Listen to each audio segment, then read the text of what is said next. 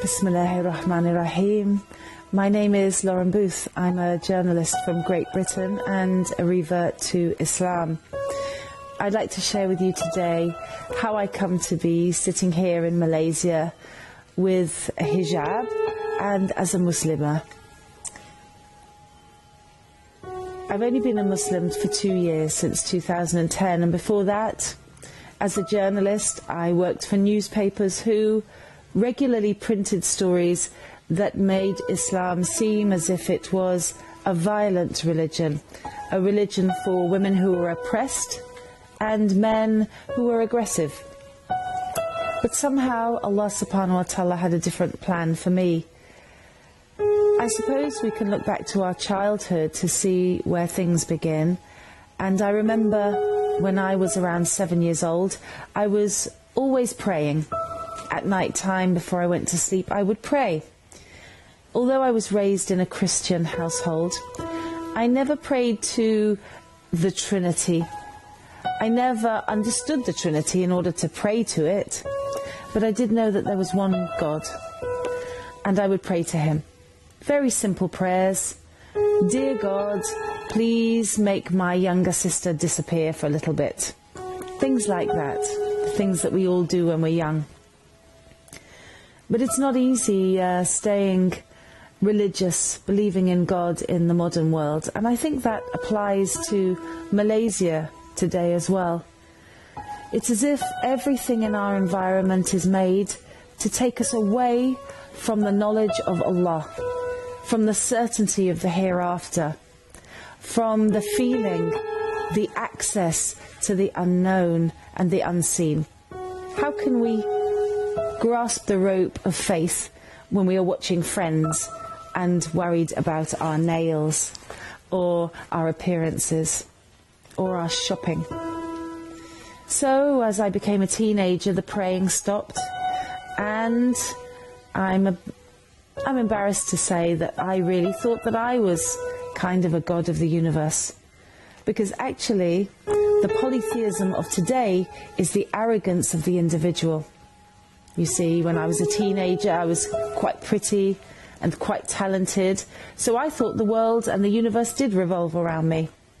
I remember my mum saying to me, "You really think the sun and the moon and the stars go round you, don't you?" And I said, "Yeah, I do."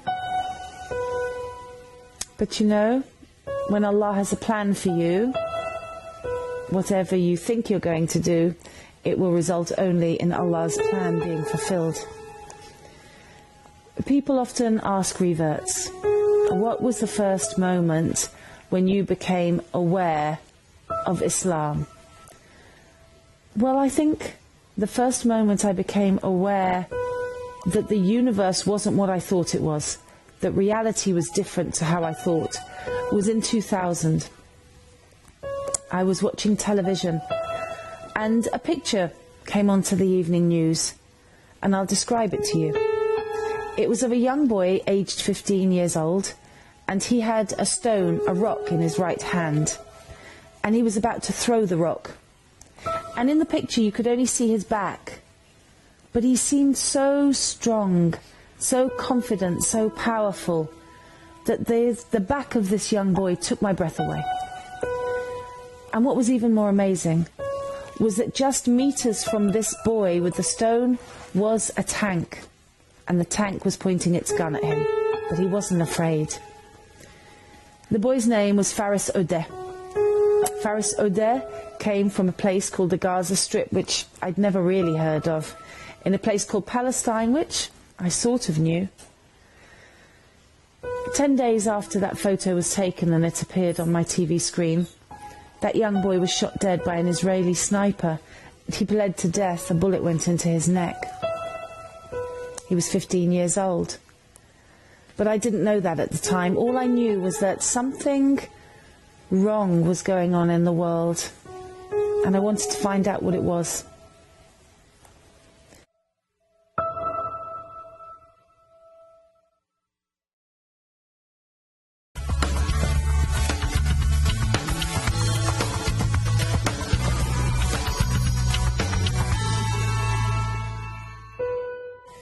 In 2005, I was working at the Mail on Sunday newspaper in London, part of a group of newspapers that we can say isn't very sympathetic to Islam. I can't really explain why, but one day in December, I went into my editor's office and I said I'd like to go to Palestine. The elections were happening in January 2005. This was December 2004. And I wanted to cover them for the newspaper. Amazingly, my editor said, here's a check for your expenses. Go for 2 weeks and make a story, find a story. So I arrived in Palestine in 2005 in January with 3 phone numbers on a bit of paper and no other contacts and no other idea about what I would find.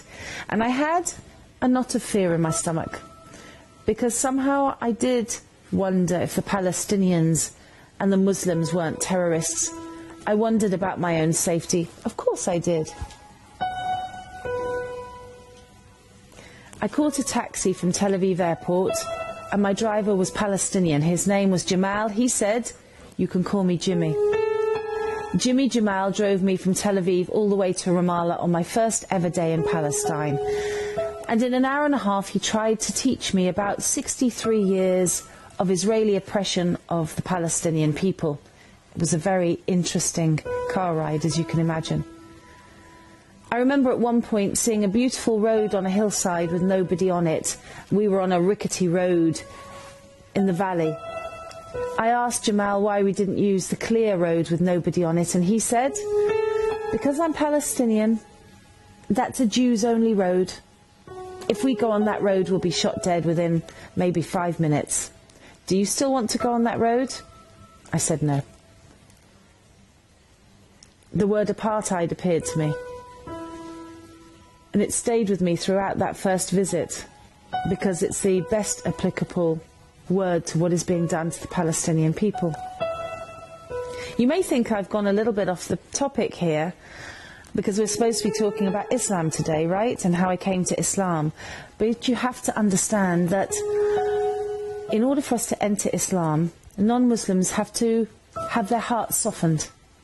And we have to be given understanding. Not just understanding about the Quran, a love of the Prophet Rasulullah, although that is central, of course. But an understanding of how does our world work today? Who are we? What is justice? What is injustice? So when I was in Palestine, I learnt what injustice was. I also remember on that first visit, an old lady taking my hand in the streets of Ramallah and seeing that I didn't have a coat. She pulled me into her house and said, "Yalla, yalla," which means come, come, come, come. She opened a wardrobe and she gave me a coat. She opened a case and she put some clothes in it and gave me the clothes. Then she wrote down her number on a piece of paper, ushered me out into the street with the words, "Assalamu alaikum." She didn't know who I was. She didn't know if she'd ever see me again. But that act of generosity told me so much about Islam. It showed me that a woman who was a Muslim would not allow a stranger in her street to be cold. It didn't matter about the clothes she was giving away. They were just clothes. What was important was that she was looking after a stranger. From those first trips to Palestine, I learnt a lot about the nature of the Muslims, the generosity and the kindness, the way that the Palestinian people suffer under oppression and yet still say a word I heard over and over again, Alhamdulillah. I didn't know what it meant really at the time. I guessed that it meant thanks be to God, but I didn't understand the full weight of what that thanks means, what the interaction between servant and Allah really is when you say Alhamdulillah. At the same time, when you are in the process of coming to Islam, you must get dawah from somewhere. Dawah is an invitation to Islam, and it's usually accompanied by information. Well, as I didn't think in 2005, 6, 7 and 8 that I was actually looking for Islam, I wasn't seeking any knowledge. But you know what? knowledge kept coming and finding me. One of the most amazing places that I was getting dawah from was from Somalian taxi drivers. In London, the majority of taxi drivers in North London are Somalis. And may Allah be pleased with them, because they are the secret army of Islam. Right now, as I'm speaking to you, somewhere in the world, a non-Muslim man or woman is getting into a taxi cab, and the Somalian taxi driver is sharing a hadith of the Prophet sallallahu alaihi wasallam, and that person is being filled with curiosity at least, and possibly even love for Islam. So I would get into these taxi cabs and I would say salam alaikum because I'd been to Palestine, and the driver would always be interested. You speak a bit of Arabic. Oh, you know a bit of Islam. And then they would say, as the Prophet said to his wife Aisha, da-da-da-da-da.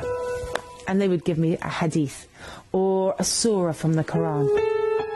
And it got to the stage where I looked forward to getting into these taxis and learning more. You see? My heart was being softened for Islam. Of course, each of us must have a relationship with the Quran. And I did open the Quran before I came to Islam, but only once.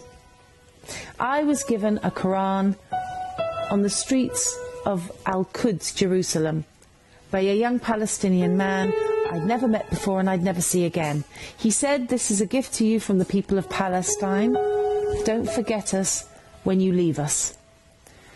When I got home, I opened the Quran. I washed my hands. I didn't know about wudu, but I opened the Quran and I thought, I like the Muslims. They're good people. Let me find out what their book says. But Al-Fatiha seemed strange to me. I turned more pages. The book seemed to be shouted commands, and the voice seemed rather threatening. I felt scared. Imagine being scared of the Quran. But you know, Allah is the all-knowing and the all-wise. And if you come to the Quran in disbelief, or Allah has not prepared you for the Quran, it's not open to you. And at that point, it wasn't open to me. It was literally a closed book. I shut the Quran and I put it on a top shelf out of respect. And I never opened it again until after I'd said my Shahada. Can you imagine?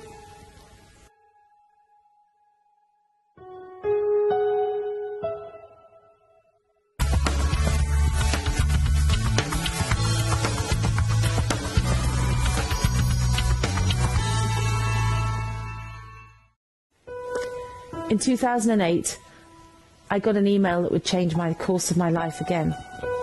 It said two things.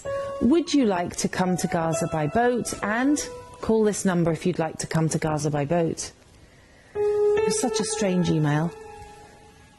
No boats had been to Gaza in Palestine for 44 years, because before that the Israelis had blown up the only boat that was going to go there in the 70s and had killed the organisers who were trying to sail to Palestine.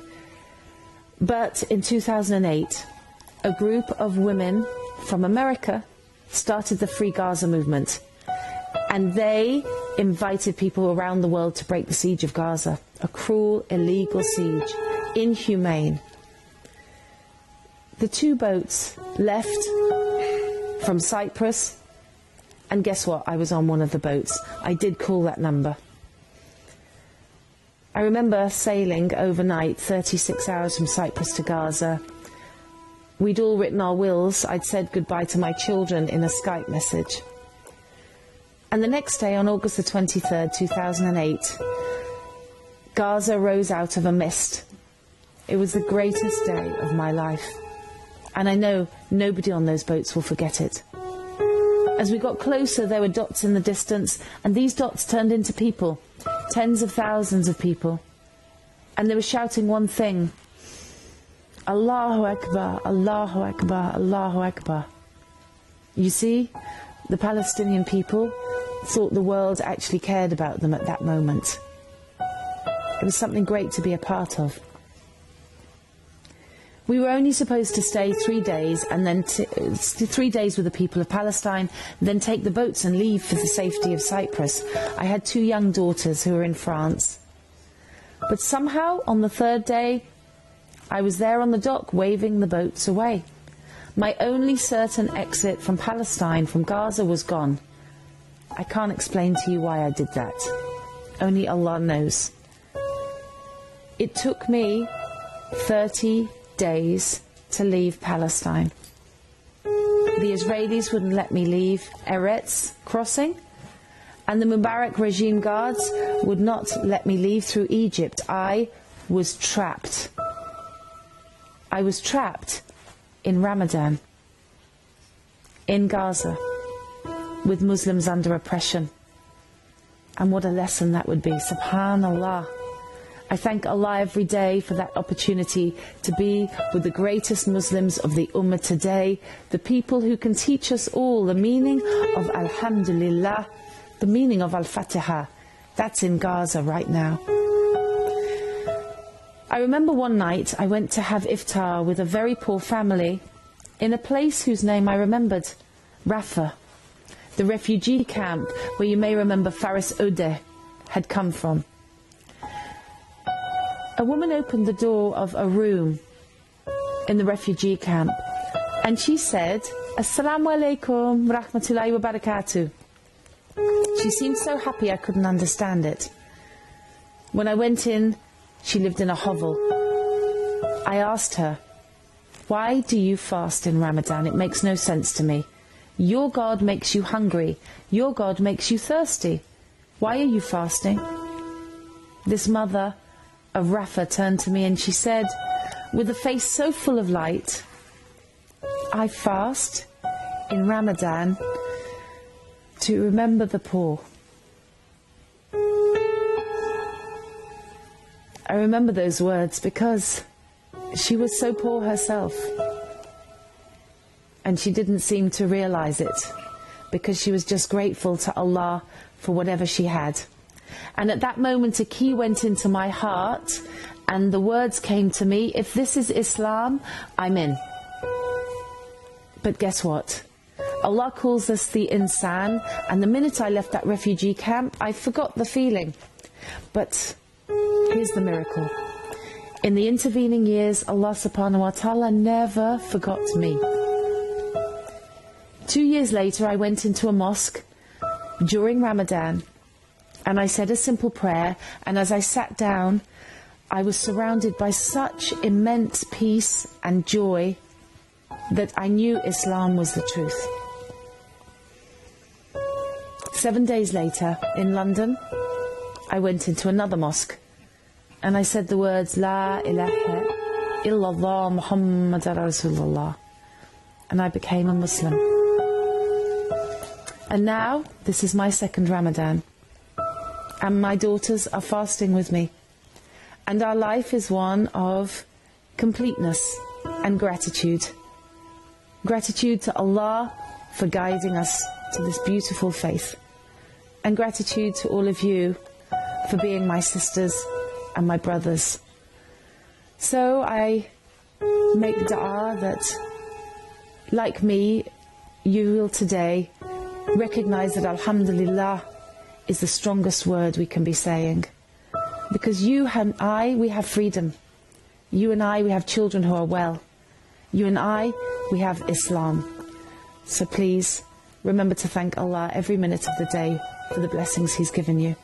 Assalamu alaikum wa rahmatullahi wa barakatuh.